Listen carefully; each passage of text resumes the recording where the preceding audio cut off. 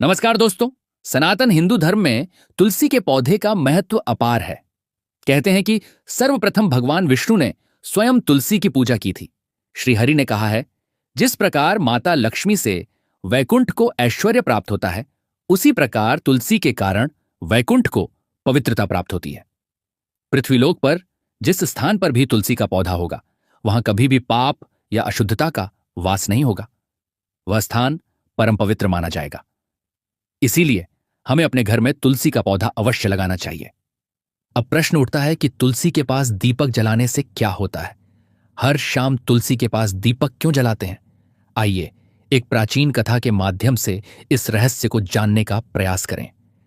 यह कथा भगवान श्री कृष्ण द्वारा अपनी प्रिय पत्नियों में से एक देवी सत्यभामा को सुनाई गई थी।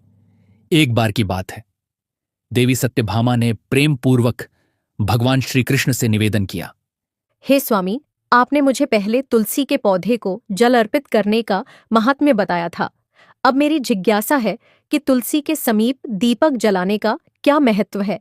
प्रत्येक संध्या तुलसी माता के पास दीपक क्यों जलाया जाता है? इससे मनुष्य को क्या फल प्राप्त होता है? तुलसी के समीप दीपक जलाने की विधि क्या है और दीपक प्रज्वलित करते समय कौन सा मंत्र उच्चारित करना चाहिए? कृपया इस विषय में मुझे विस्तार से बताइए। भगवान श्री कृष्ण ने सत्यभामा की बात सुनकर कोमल मुस्कान के साथ उत्तर दिया, हे देवी, आज तुमने लोक कल्याण की भावना से अत्यंत उत्तम प्रश्न किया है। तुम्हारे प्रश्न का उत्तर देने से पूर्व मैं तुम्हें एक प्राचीन इतिहास सुनाता हूं, जिसे ध्यानपूर्वक सुनना। इस कथा को पूरा सुनने मात्र से ही मनुष्य को 100 वर्षों तक तुलसी के समीप दीपक जलाने का पुण्य फल प्राप्त हो जाता है। संध्या समय तुलसी के पास दीपक जलाने से क्या फल मिलता है, यह सब तुम्हें इस कथा से स्पष्ट हो जाएगा। देवी सत्यभामा हाथ जोड़कर बोली, हे प्रभु, आपकी कृपा से मुझे इस कथा को सुनने का सौभाग्य मिल रहा है। इससे अधिक आनंद की बात क्या होगी? मैं अधीर होकर प्रतीक्षा कर रही हूँ। कृपया अब शीघ्र यह पावन कथा सुनाइए। श्री कृष्ण ने कथा आरंभ की, हे देवी, बहुत पुरानी बात है। दक्षिण दिशा में तुंगभद्रा नाम की एक विशाल पवित्र नदी बहती है। उसी नदी के किनारे हरिहरपुर नाम का एक सुंदर नगर बसा हुआ था।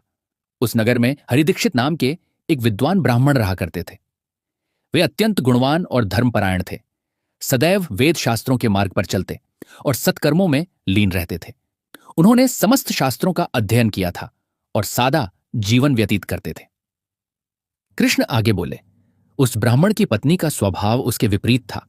गांव के लोग उसे दुराचारी कहते थे, क्योंकि उसके कर्म उसके नाम के अनुरूप ही थे। वह सदा अपने पति का अपमान करती और कटु वचन बोलती। पति को कष्ट देने में जैसे उसे सुख मिलता था। वह कभी अपने पति के लिए भोजन नहीं बनाती थी। यहां तक कि उसने अपने पति के साथ कभी सौहार्दपूर्वक व्यवहार नहीं किया, न ही पति धर्म का पालन किया। वह स्त्री पर पुरुषों के प्रेम में अंधी हो चुकी थी। जब भी पति के मित्र या परिवारजन घर आते, वह उनका तिरस्कार करके भगा देती। वह स्वयं अनय मार्ग पर चलकर अन्य कुमार्गी स्त्रियों के साथ घूमती रहती थी। उसका मन अपने पति से हटकर पराये पुरुषों में रमा रहता था। गांव में वह सजधज कर निकलती, सुंदर युवकों को रिझाने का प्रयत्न करती और जिसे भी मोहित कर पाती, उसके साथ पापाचार में लिप्त हो जाती। लगभग प्रत्येक दिन वह गांव से दूर किसी वन स्थली में किसी वृक्ष के नीचे जाकर खड़ी हो जाती और काम पिपासा से व्याकुल मन से किसी परपुरुष की राह देखा करती। हे भद्रे, एक दिन हरिदीक्षित ने अपनी पत्नी को समझाते हुए कहा, तुम्हारा यह आचरण उचित नहीं है। तुम इस प्रकार पाप करोगी तो अंततः तुम्हारा ही अहित होगा। अभी भी समय है, अपने कर्तव्य पथ पर लौट आओ। ब्राह्मण की बात सुनकर उसकी पत्नी क्रोध से चीख उठी, मैं नहीं जानती किस पाप के फलस्वरूप मेरा विवाह तुम जैसे निर्धन भिखारी के साथ हुआ।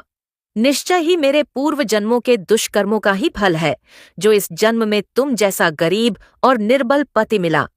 तुम मेरी किसी इच्छा को पूर्ण नहीं कर सकते। विवश होकर तुम्हारी इस टूटी झोपड़ी में रहना पड़ रहा है और तुम्हारे भीख में लाए हुए जूठन जैसे भोजन को खाना पड़ रहा है। वह क्रोधित होकर बोली, अब और यह दरिद्रता और अपमान मुझसे सहन नहीं होता। किसी दिन मैं तुझे छोड़कर अवश्य चली जाऊंगी। तेरे साथ रहकर भी मुझे पाप ही करना पड़ रहा है। तेरे साथ इस नरक जैसे घर में जीवन बिताने से तो अच्छा है कि मैं तुझे छोड़ किसी धनवान पुरुष से विवाह कर लूं। पति हरिदीक्षित ने वेदना से भरे स्वर में कहा, हे प्रिय, ऐसे अपशब्द मत कहो। अपने पति को त्यागने का विचार मन से निकाल दो। जो स्त्री अपने सत्यनिष्ठ पति को छोड़कर पराये पुरुष के साथ जाती है, उसका कल्याण नहीं होता। ऐसे आचरण से अंत में उसे भी नरक भोगना पड़ता है। उस पापचारी पत्नी ने कटाक्ष करते हुए उत्तर दिया। नरक तो तुझे मिलेगा। तू कोई काम धंधा करता नहीं, भीख मांगकर पेट भरता है और मुझे भी झूठन खिलाता है। जो पति अपनी पत्नी को सदा दुखी और असंतुष्ट रखता है, वह भी मरने के बाद नरक में ही जाता है। तेरे साथ यह घर भी मेरे लिए किसी नरक से कम नहीं। तुझसे दूर होकर भले ही मुझे नरक भोगना पड़े, पर मैं यहाँ एक पल नहीं रहना चाहती। कथा सुनाते हुए श्रीकृष्ण ने सत्यभामा से कहा, हे देवी, जो स्त्री अपने पति का निरादर करती है और उसे छोड़कर पराये पुरुषों के पास जाती है, उसके जीवन में अशुभ ही होता है। ऐसे आचरण करने वाली स्त्री को मरने के बाद यमलोक में कठोर दंड भोगना पड़ता है। इतना कहकर श्रीकृष्ण ने आगे कथा जारी रखी। कुछ समय यूं ही बीत गया। एक दिन वह दुराचारिणी स्त्री अपने मन के विकार पूरा करने के लिए गांव से दूर एक घने वन में जा पहुंची। वह एक वृक्ष के नीचे खड़ी होकर किसी सुंदर पुरुष की राह देखने लगी। उस समय उसका चित्त काम वासना से व्याकुल हो रहा था, किंतु कई घंटे बीत जाने पर भी उस निर्जन मार्ग से कोई पुरुष नहीं गुजरा।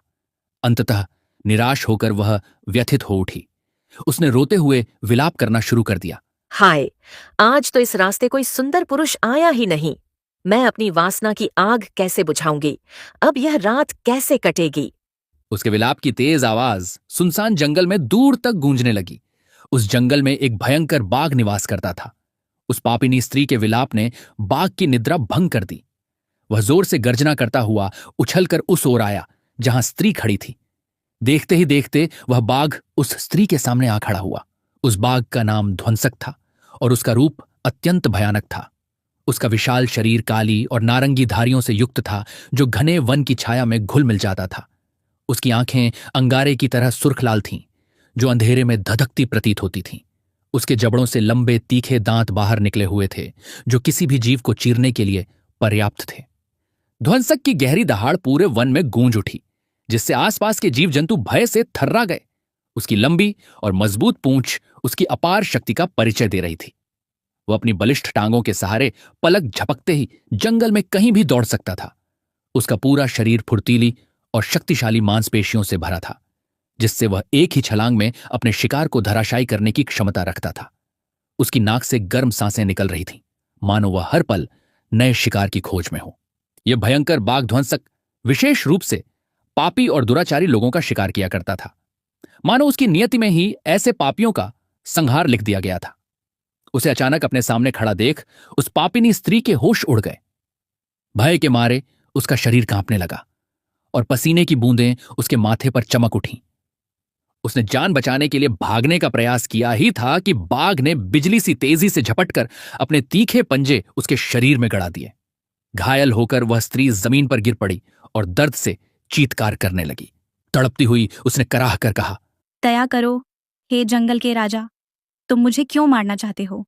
मैं तो यहाँ अपने प्रिय पुरुष को खोजने आई थी। मुझे छोड़ दो। मेरा भक्षण करके तुम्हें क्या मिलेगा? कृपा करके मेरा जीवन बख्श दो। बाघ क्षण भर को रुका और क्रूर हंसी हंसकर बोला, हे पापिनी स्त्री, विधाता ने आज तुझे मेरा ग्रास नियुक्त किया है। तुझ जैसी पतित स्त्रियों को भक्षण करना ही मेरा काम है। ऐसा करने से ही मुझे इस श्रापमय शरीर से मुक्ति मिलेगी। घोर भय से कांपती उस स्त्री ने साहस बटोरकर पूछा, आखिर तुम हो कौन? तुम्हें किस पाप के कारण बाघ जैसा जन्म मिला है? और तुम मेरे जैसी स्त्रियों का ही शिकार क्यों करते हो? कृपा कर मेरा अंत करने से पहले मुझे अपना पूरा वृत्तांत सुना दो। बाघ ध्वंसक थोड़ी देर के लिए चुपचाप उसे घूरता रहा, फिर गहरी सांस लेकर बोलना शुरू किया। तो सुन, मैं तुम्हें अपने पूर्व जन्म की कथा सुनाता हूं कि मुझे यह बाघ का शरीर किन कर्मों के फलस्वरूप प्राप्त हुआ। पूर्व काल की बात है। दक्षिण देश में मलापहा नाम की एक पवित्र नदी प्रवाहित होती थी। उसी नदी के किनारे मुनिपर्णा नाम का एक प्रसिद्ध नगर था, जहां का वातावरण धर्म और शांति से परिपूर्ण था तथा सुंदर मंदिर थे। उसी नगर के एक आदरणीय ब्राह्मण परिवार में मेरा जन्म हुआ। मनुष्य रूप में मेरा नाम वेदनंद था। मेरे पिता आदर्श ब्राह्मण थे, जो यज्ञ, हवन और पूजा अनुष्ठान में निष्ठा रखते थे। वेदनंद अर्थात मेरे उस मानव जन्म के किशोरावस्था में मैंने वेदों और शास्त्रों का गहन अध्ययन किया। यज्ञ, हवन और धर्म कर्म में मेरी अच्छी रुचि थी, किंतु जैसे जैसे मैं युवा हुआ, मेरे मन में धन का लोभ बढ़ता गया। मैंने बहुत से यज्ञों का आयोजन किया, परंतु मेरा उद्देश्य धार्मिक न होकर अधिकाधिक दक्षिणा प्राप्त करना था।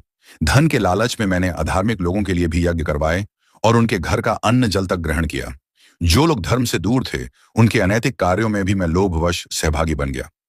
मैं पूरी तरह से धर्म के मार्ग से भटक चुका था। मैंने वे दान दक्षिणाएं भी स्वीकार कर लीं जिन्हें सच्चे ब्राह्मण को ग्रहण नहीं करना चाहिए था। लालच ने मेरी बुद्धि ऐसी भ्रष्ट कर दी कि मैं अर्ण के बहाने लोगों से धन ऐंठता और फिर लौटा भी नहीं देता था। मैंने छल कपट और पाखंड के द्वारा अपना धन बढ़ाया। वर्षों तक मैं इसी प्रकार पाप की राह पर चलता रहा। समय बीतने के साथ मेरा शरीर बूढ़ा और निर्बल हो गया, बाल सफेद हो गए, आंखों की ज्योति धुंधली पड़ गई, दांत गिर गए। परंतु धन का लोभ मेरे मन से तब भी नहीं गया था। अंतिम सांस तक मैं अधर्म में लिप्त रहा। एक दिन मैंने और कुछ अन्य धूर्त ब्राह्मणों ने मिलकर नदी तट पर यज्ञ का ढोंग रचा। हमने मंत्रोच्चार का दिखावा किया और श्रद्धालु लोगों को धोखे में रखकर उनसे बड़ी मात्रा में दान दक्षिणा बटोर ली। हम धर्म के नाम पर पाखंड कर रहे थे और भोले लोगों की आस्था का नाजायज फायदा उठा रहे थे। उसी दिन दोपहर के समय जब मैं नदी किनारे बैठकर धन की थैली गिन रहा था, एक भूखा प्यासा बीमार कुत्ता वहां आकर मेरे पास खड़ा हो गया। मैंने उसे दुत्कार कर भगा दिया, लेकिन वह कुत्ता क्रोधित होकर वापस लौटा और मेरे पैर में जोर से काट लिया। मैं पीड़ा से चिल्लाता हुआ मूर्छित होकर वहीं गिर पड़ा। उसी क्षण मेरे प्राण देह से निकल गए। मेरी मृत्यु के तुरंत बाद यमराज के 2 भयंकर दूत प्रकट हुए। उनका रूप अत्यंत विकराल था। शरीर अंधकार के समान काला और हाथों में लोहे की जंजीरें थीं। उन्होंने मेरी आत्मा को उन जंजीरों से बांध लिया और घसीटते हुए यमपुरी ले गए। वहां न्यायाधीश धर्मराज यम के दरबार में मुझे उपस्थित किया गया। धर्मराज ने अपने सिंहासन से चित्रगुप्त को आदेश दिया कि मेरे जीवन के समस्त कर्मों का लेखा पढ़कर सुनाएं। चित्रगुप्त ने कठोर स्वर में घोषणा की, हे धर्मराज, इस व्यक्ति ने घोर पाप किए हैं। यह ब्राह्मण होकर भी धर्म के नाम पर लोगों को छलता रहा। इसने अधर्मियों के लिए यज्ञ किए और धन के लोभ में पवित्र मंत्रों का अपमान किया। यह सदा धन के लालच में धर्म से दूर भटका रहा और इसे कभी प्रायश्चित का भाव नहीं आया, इसलिए यह पापी नरकगामी है। चित्रगुप्त की बात सुनकर यमराज क्रोधित हो गए। उन्होंने अपने दूतों को आज्ञा दी, इस पापी वेदनंद को भीषण नरक में ले जाकर कठोर दंड दो। इसे नरक की प्रज्वलित अग्नि में डाल दो ताकि यह अपने कर्मों का फल भोगे। यमराज का आदेश मिलते ही यमदूत मुझे घसीटकर नरक की ज्वालाओं में ले गए। वहां की आग में मैं अनगिनत वर्षों तक जलता रहा और असहनीय यातनाएं सहता रहा। जब मेरे पापों का घड़ा भर गया और नरक की सजा पूरी हुई, तब कहीं जाकर मेरा अगला जन्म इस भयानक बाघ के रूप में हुआ। इतना कहकर ध्वंसक बाघ ने गहरी सांस ली और आगे बोला, पूर्व जन्म के पापों का फल भोगते हुए मैं इस जंगल में बाघ का जीवन जीने को विवश हूं। लेकिन मैंने संकल्प लिया है कि अब मैं कभी किसी सज्जन, संत या सती नारी को हानि नहीं पहुंचाऊंगा। मैं केवल पापियों, दुराचारियों और कुलटा स्त्रियों का ही शिकार करता हूं। ऐसे लोग जिन्होंने अपने जीवन में अधर्म के पथ पर चलकर दूसरों को दुख दिया है। मुझे विश्वास है कि ऐसा करने से मेरे पाप शीघ्र नष्ट होंगे और मैं इस योनि से मुक्त हो जाऊंगा। अपनी कथा समाप्त करके ध्वंसक बाघ ने गर्जना की, हे दुष्ट स्त्री, तेरे आचरण ने सिद्ध कर दिया है कि तू कुलटा है। तू अपने पति को त्याग कर यहां इस जंगल में पर पुरुषों के साथ कुकर्म करने आई है, इसलिए आज तू मेरा आहार बनेगी। ये कहते ही बाघ ध्वंसक ने अपने तीखे नाखूनों और दांतों से उस पापिनी पर प्राणांतक हमला कर दिया। वह स्त्री चीख भी नहीं पाई और बाघ ने कुछ ही क्षणों में उसका अंत करके उसे भक्षण कर लिया। पापिनी को समाप्त कर ध्वंसक वहां से अंधेरे वन में ओझल हो गया। स्त्री की मृत्यु होते ही उसी स्थान पर यमराज के 2 दूत फिर प्रकट हुए। उन्होंने तत्क्षण उस पापात्मा को पकड़ा और बांधकर यमलोक ले गए। संयमनीपुरी पहुंचकर उन्होंने उस आत्मा को धर्मराज यम के सामने उपस्थित किया। वहां यमराज ने चित्रगुप्त को आदेश दिया कि उस स्त्री के जीवन के सारे कर्मों का लेखा सुनाया जाए। चित्रगुप्त ने अपना विशाल पोथा खोलकर कहना शुरू किया, हे धर्मराज, इस स्त्री ने अपने जीवन में घोर पाप किए हैं। इसने व्यभिचार किया, अपने पति की कभी सेवा नहीं की, सदैव इसे तजकर पर पुरुषों के संग भोग विलास करती रही। पतिव्रता धर्म को त्याग कर इसने पाप का मार्ग अपनाया, अतः यह स्त्री कठोर दंड की अधिकारी है। यह सुनकर यमराज का मुख क्रोध से तमतमा उठा। उन्होंने भारी स्वर में कहा, ऐसी पापिन को कोई प्रायश्चित नहीं बचा सकता। जिस स्त्री ने अपने पति को त्याग कर व्यभिचार का जीवन जिया है, उसे नरक की यातनाएं अवश्य भुगतनी पड़ेंगी। फिर यमराज ने दूतों को आज्ञा दी, इस पापिनी को पकड़ कर ले जाओ और धधकते तेल से भरे कुंड में डाल दो। यही इसके लिए उचित दंड है। यमदूत उसी क्षण उस आत्मा को घसीटते हुए भयंकर नरक में ले गए। आग बरसाते उबलते तेल के कुंड में उसे उछालकर पटक दिया गया। वहां वह असहनीय पीड़ा में लंबे समय तक जलती रही। फिर उसे रौरव आदि अन्य नरकों में भी बहुत वर्षों तक तड़पाया गया। इस प्रकार विभिन्न नरकों में कठोर यंत्रणाएं सहने के बाद अंततः उसके कुछ पाप शेष बचे, जिन्हें अगले जन्म में भोगना था। नरक की यातनाएं भोगने के उपरांत उस स्त्री ने पृथ्वी पर पुनर्जन्म लिया, इस बार एक चांडाल परिवार में कन्या के रूप में। नया जन्म मिलने पर भी उसके संस्कार नहीं बदले। अपने पूर्व जन्म की तरह वह फिर से पाप के मार्ग पर चल पड़ी। यौवन आते आते वह अत्यंत दुष्चरित्र बन गई और अनेकों पापी पुरुषों के साथ संबंध बनाने लगी। उसके मन में न लज्जा थी न धर्म का भय। कुछ वर्ष बाद पाप का फल फिर सामने आया। अधर्म के परिणाम स्वरूप उसे शरीर पर कोढ़ का रोग निकल आया। पूरा शरीर भयानक घावों और पीप से भर गया। अंग अंग सड़ने लगा। तीव्र पीड़ा से वह रात दिन कराहने लगी। उसकी आंखों की रोशनी तक मध्यम पड़ गई और हर पल जलन होती थी। वह असह्य दर्द और संताप में दिन काट रही थी। अपनी दुर्दशा से तंग आकर वह स्त्री एक दिन किसी तीर्थ स्थान की ओर चल पड़ी, ये सोचकर कि शायद पवित्र स्नान से कष्ट कुछ कम हो। एक प्रसिद्ध तीर्थ में पहुंचकर उसने पवित्र नदी में स्नान किया और फिर वहीं एक आश्रम के निकट बनी झोंपड़ी में ठहर गई। उस आश्रम के द्वार पर एक पवित्र तुलसी का पौधा लगा हुआ था। वह स्त्री प्रतिदिन देखती कि संध्या होते ही आश्रम में रहने वाली श्रद्धालु महिलाएं उस तुलसी के पौधे के पास दीपक जलाकर पूजा करती हैं। एक संध्या जब बाकी महिलाएं पूजा करके जा चुकी थीं, वह पापिनी स्त्री हिम्मत करके आश्रम के महात्मा साधु के पास पहुंची। दीन स्वर में हाथ जोड़कर उसने प्रश्न किया, स्वामी जी, कृपा करके मुझे बताइए कि यह कौन सा पौधा है जिसके आगे आप लोग रोज दीप जलाते हैं, और ये जो स्त्रियां संध्या समय यहाँ दिया जलाती हैं, इससे इन्हें क्या फल मिलता है? साधु ने करुणा भरी दृष्टि से उस दुखियारी को देखा और बोले, बेटी, यह पौधा परम पवित्र तुलसी है।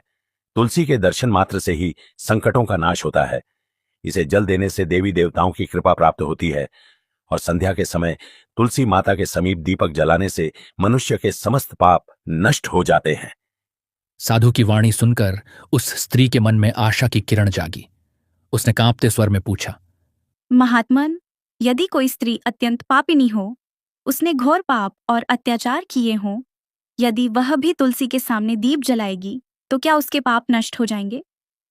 साधु ने थोड़ा मुस्कुराते हुए उत्तर दिया, हाँ पुत्री, इसमें तनिक भी संदेह नहीं।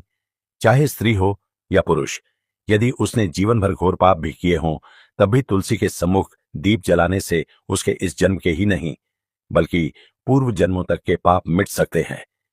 यह उपाय पापों को भस्म करने में सक्षम है। परंतु तुम यह सब क्यों पूछ रही हो? तुम कौन हो? यह सुनते ही उस स्त्री की आंखों से आंसू छलक पड़े। वह फूट फूट कर रोते हुए बोली, स्वामी जी, मैं तो महापापिनी हूँ। मैंने जीवन भर व्यभिचार और पापाचार किया है और मेरे पापों ने ही मुझे इस दुर्दशा में पहुंचा दिया है। अब मुझसे यह पीड़ा सही नहीं जाती। कृपा करके मुझे पापों से छुटकारा पाने का कोई मार्ग बताइए।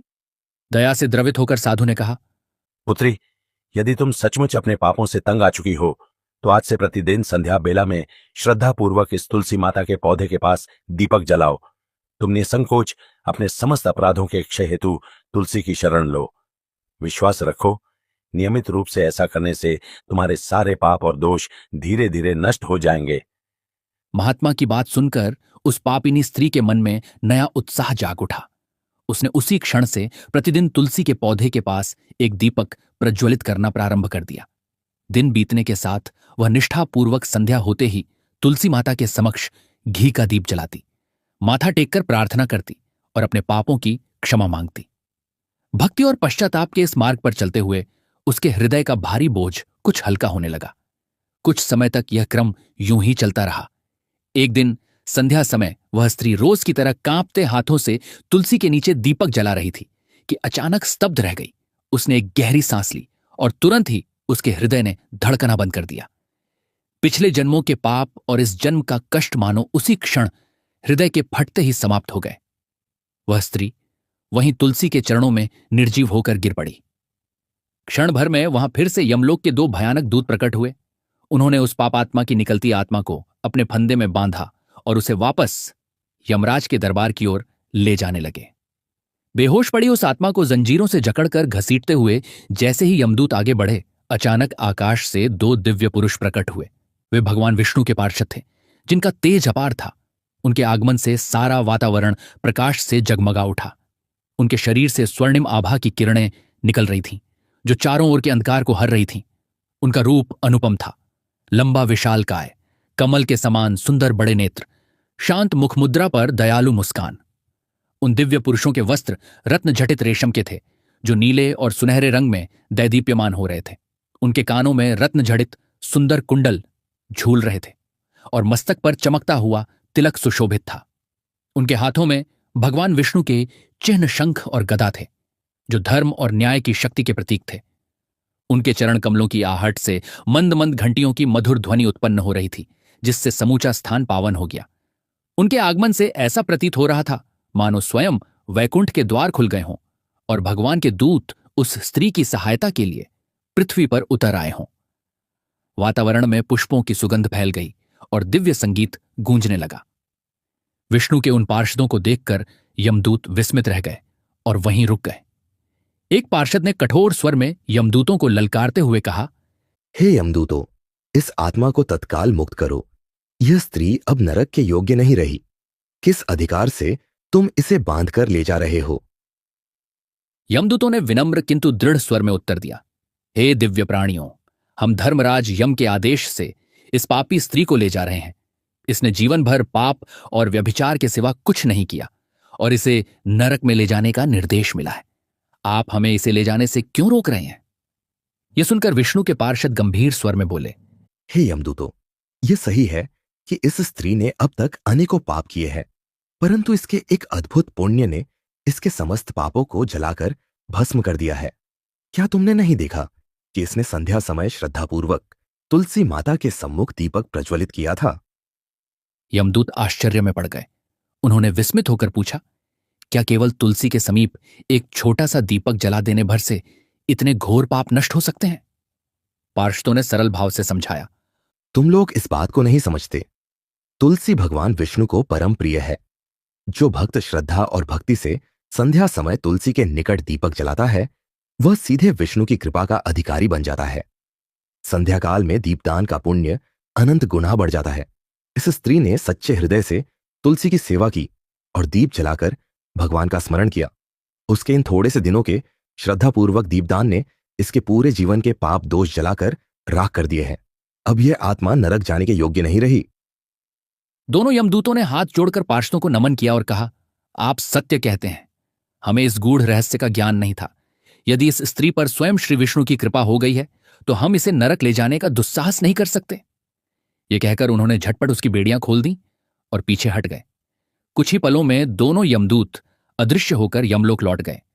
इसके बाद भगवान विष्णु के पार्षदों ने प्रेमपूर्वक उस स्त्री की पाप मुक्त आत्मा को एक दिव्य विमान में बिठाया और स्वर्गलोक की ओर उड़ चले। समस्त पीड़ा से मुक्त हुई उस आत्मा ने कृतज्ञतापूर्वक अंतिम बार तुलसी माता को प्रणाम किया और आनंद अश्रु बहाते हुए उस दिव्य प्रकाश के साथ ऊर्ध्वलोक को प्रस्थित हो गई। कथा सुनाकर भगवान श्री कृष्ण बोले, देखा देवी सत्यभामा, केवल तुलसी के पास संध्या को दीप जलाने से ही उस घोर पापिनी का उद्धार हो गया। जो व्यक्ति निष्ठा और भक्ति से प्रतिदिन संध्या समय तुलसी के चरणों में दीप अर्पित करता है, उसके तो जन्म जन्मांतर के पाप नष्ट हो जाते हैं। ऐसी स्त्री या पुरुष परम सौभाग्यशाली बनते हैं और उनके जीवन में सदा सुख समृद्धि का वास होता है। सत्यभामा यह करुण कथा सुनकर भाव विह्वल हो उठी। उनकी आंखों से आंसू बहने लगे। उन्होंने आदरपूर्वक श्री कृष्ण के चरण स्पर्श किए और बोली, हे स्वामी, आपने कितनी महान शिक्षा दी है। तुलसी माता की महिमा सचमुच अपरंपार है। मैं निश्चय ही प्रतिदिन श्रद्धा से तुलसी के समक्ष दीप जलाऊंगी और अपनी सखियों को भी इसका महत्व बताऊंगी। आपकी कृपा से आज मेरा हृदय भक्ति प्रकाश से भर गया है। भगवान श्री कृष्ण ने मुस्कुराकर सत्यभामा को आशीर्वाद दिया। भगवान श्री कृष्ण ने आगे कहा, संध्या के समय तुलसी के पास घी या तिल के तेल का दीपक प्रज्वलित करना चाहिए। घी का दीपक सर्वश्रेष्ठ माना जाता है, पर यदि घी उपलब्ध ना हो तो तिल का तेल भी पवित्र है। प्रतिदिन तुलसी के समीप दीप जलाते समय इस मंत्र का उच्चारण करना चाहिए। ओम तुलसी देव्यै च विद्महे विष्णु प्रियाय च धीमहि तन्नो वृंदा प्रचोदयात्। जो सच्ची श्रद्धा से इस मंत्र का स्मरण करते हुए तुलसी की परिक्रमा कर दीप अर्पित करता है, उसके घर में कोई नकारात्मक शक्ति प्रवेश नहीं करती और सकारात्मक ऊर्जा का संचार होता है। इस दीपक का प्रकाश अज्ञान के अंधकार को दूर करता है और आध्यात्मिक ज्ञान की ज्योति प्रज्वलित करता है। तुलसी के दीप से मनुष्य के हृदय में शुद्धता और पवित्रता आती है, जिससे उसकी भक्ति और ध्यान की शक्ति बढ़ती है। शास्त्रों में कहा गया है कि संध्या काल में तुलसी के निकट दीप जलाकर आरती करने से भगवान विष्णु शीघ्र प्रसन्न होते हैं। दीप जलाने वाले साधक का चंचल मन भी स्थिर होकर शांति का अनुभव करता है और भगवान के ध्यान में लीन होना सरल हो जाता है।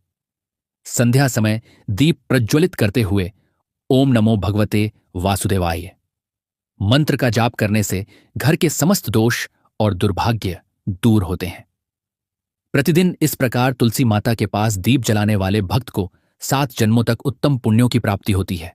उसे कभी दरिद्रता का सामना नहीं करना पड़ता। उसके परिवार में सदैव सुख शांति और समृद्धि बनी रहती है। कहा भी गया है कि तुलसी के दीपदान से पितृदोष, ग्रह दोष और कालसर्प आदि दोषों का नाश होता है। तुलसी के समीप दीपक जलाने से आत्मा शुद्ध होती है और जन्म जन्मांतर के पापों का नाश होता है। इससे मन को गहरी शांति मिलती है और अंततः व्यक्ति को सद्गति प्राप्त होती है। यदि जीवन के अंतिम क्षणों में भी कोई तुलसी के पास दीप जलाकर भगवान को स्मरण करता है तो यमदूत उसके निकट नहीं फटकते और वह सीधा भगवान के परम धाम को प्राप्त होता है। तुलसी के पौधे के समक्ष दीप जलाने से माता लक्ष्मी भी अति प्रसन्न होती हैं। जिस भक्त के घर प्रतिदिन तुलसी पूजन के साथ दीपक जलाया जाता है, वहां मां लक्ष्मी का स्थायी वास होता है और उसे कभी धन धान्य की कमी नहीं होती। तो प्यारे दोस्तों, इस प्रकार भगवान श्री कृष्ण ने हमें तुलसी के पौधे के पास दीपक जलाने का महत्व बताया है। मात्र एक छोटा सा दीपक भी जीवन के अंधकार को प्रकाश में बदल सकता है, यह हमने इस कथा से जाना। आपको यह कथा कैसी लगी, कृपया कमेंट करके हमें बताइए। अगर आपको हमारी यह प्रस्तुति अच्छी लगी हो तो इस वीडियो को लाइक जरूर करें। कमेंट में जय श्री कृष्ण, जय मां तुलसी अवश्य लिखें और हमारे चैनल को सब्सक्राइब करना ना भूलें, ताकि आगे भी आपको ऐसी ही धर्मपूर्ण और प्रेरक कथाएं सुनने को मिलती रहें। आप सभी का हृदय से धन्यवाद।